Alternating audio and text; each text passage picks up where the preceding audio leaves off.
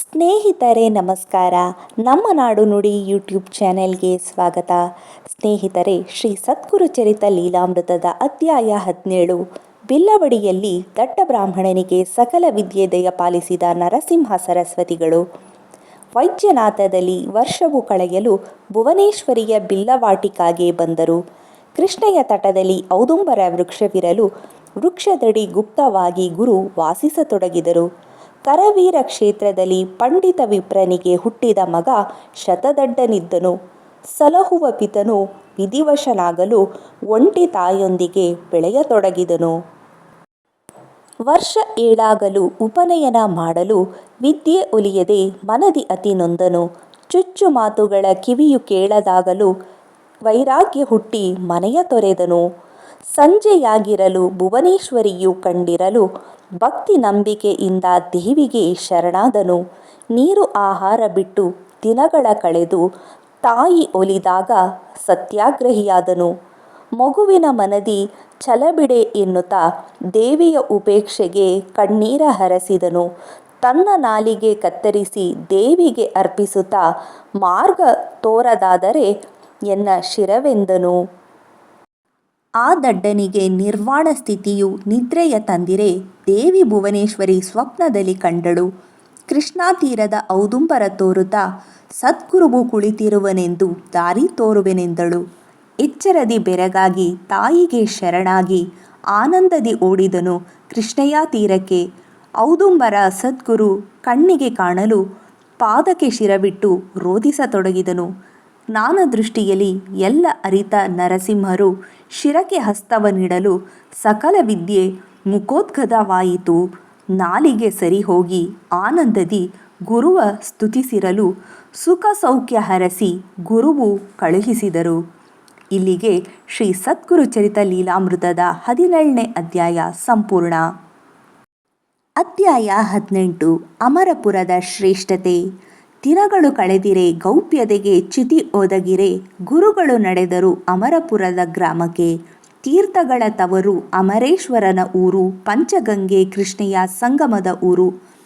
ಪ್ರಯಾಗಕ್ಕಿಂತಲೂ ಫಲದಾಯಕದ ಊರು, ಕುರುವಪುರಕ್ಕಿಂತ ಶ್ರೇಷ್ಠದ ಊರು. ವಿಶ್ವನಾಥನು ಅಮರೇಶ್ವರನಾಗಿ ನೆಲೆಸಿಹ ಊರು, ನರಸೋಬವಾಡಿಯಾಗಿ ಮೆರೆದಿಹ ಊರು. ಕೃಷ್ಣೆಯ ಪಶ್ಚಿಮಕ್ಕೆ ಶುಕ್ಲತೀರ್ಥದ ಊರು, ಔದುಂಬರ ಸನಿಹ ಪಾಪನಾಶಿನಿಯ ಊರು. ಕಾಮ್ಯ ಸಿದ್ಧಿ ವರದ ತೀರ್ಥಗಳ ಊರು, ಮುಂದೆ ಶಕ್ತಿ ಅಮರ ಕೋಟಿ ತೀರ್ಥಗಳ ಊರು. ಕೃಷ್ಣೆ ವೇಣಿ ಪಂಚಗಂಗೆ ಸಪ್ತ ಸಂಗಮಗಳ ಊರು. 64 ಯೋಗಿನಿಯರಿರುವ ಊರು. 12 ವರ್ಷಗಳು ಗುರುವಿದ್ದ ಊರು. ನರಸಿಂಹ ಸರಸ್ವತಿಯ ಪವಾಡಗಳ ತವರೂರು. ಔದುಂಬರದ ಬಳಿ ನಿರ್ಗತಿಕ ಬ್ರಾಹ್ಮಣನಿಗೆ ಅವರೇ ಬಳ್ಳಿಯ ಬುಡದಿ ಹೊನ್ನ ಕೊಡವ ತೋರಿದ ನರಸಿಂಹ ಸರಸ್ವತಿಗಳು. ನೆಲಸಿ ಔದುಂಬರದಿ ಭಿಕ್ಷೆ ಅಮರಪುರದಲ್ಲಿ ಇರೆ ಒಬ್ಬ ಸುಶೀಲ ಸಾತ್ವಿಕ ವಿಪ್ರನಿದ್ದನು. ಬಡತನದ ಕುಟುಂಬ ಕುಂಟುತ್ತಾ ಸಾಗಿರಲು ಆಸರೆಗೆ ಅಂಗಳದಿ ಅವರೇ ಬಳ್ಳಿ ಬೆಳೆದಿತ್ತು.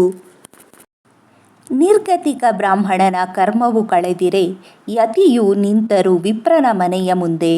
ಸ್ವಾಗತಿಸಿ ಸತ್ಕರಿಸಿ ಪಾದವ ಪೂಜಿಸುತ್ತಾ ಭಿಕ್ಷೆಗೆ ಅವರೆಯ ಉಸುಳೆಯ ಇಟ್ಟರು.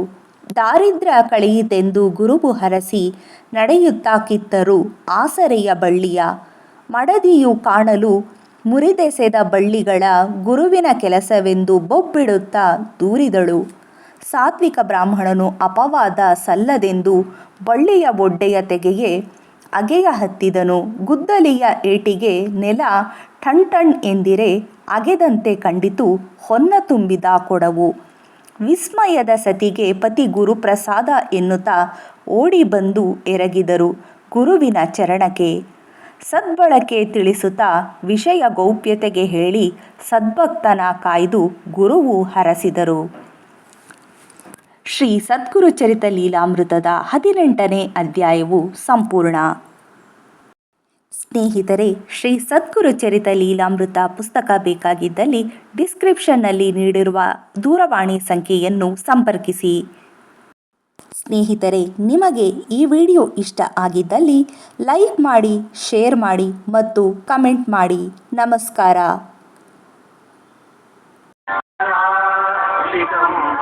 श्रीपादवल्लभ दिगंबरा दिगंबरा दिगंबरा श्रीपादवल्लभ दिगंबरा दिगंबरा दिगंबरा श्रीपादवल्लभ दिगंबरा दिगंबरा दिगंबरा श्रीपादवल्लभ दिगंबरा दिगंबरा दिगंबरा श्रीपादवल्लभ दिगंबरा दिगंबरा दिगंबरा श्रीपादवल्लभ दिगंबरा